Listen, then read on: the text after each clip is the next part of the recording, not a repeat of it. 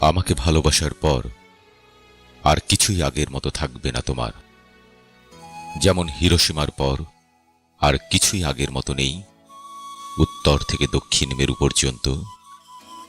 যে calling bell বাজিনি তাকেই মুহুর মুহুর শুনবে বজ্রের মতো বেজে উঠতে, এবং থরথর করে উঠবে দরজা জানালা আর তোমার হৃৎপিণ্ড।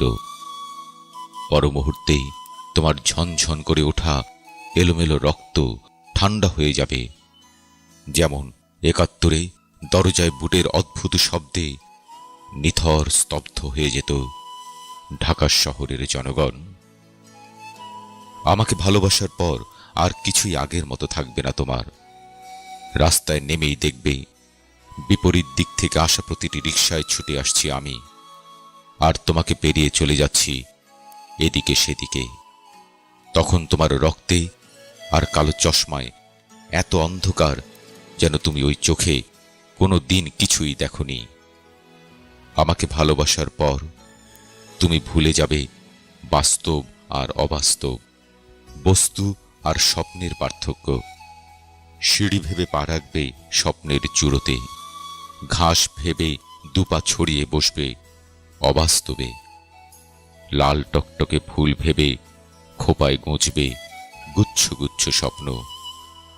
না, খোলা শাওয়ারের নিচে 12ই ডিসেম্বর থেকে তুমি অনন্তকাল দাঁড়িয়ে থাকবে এই ভেবে যে তোমার চুলে, ত্বকে, ওষ্ঠে, গ্রীবায় অজস্র ধারায় ঝরছে বদলিয়ারের আশ্চর্য মেঘদল।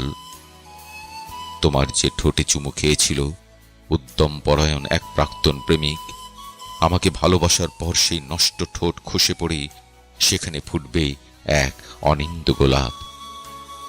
আমাকে ভালোবাসার পর আর কিছুই আগের মতো থাকবে না তোমার। নিজেকে দুরারোগ্য ব্যাধিগ্রস্ত মনে হবে, যেন তুমি শতাব্দীর পর শতাব্দী শুয়ে আছো হাসপাতালে।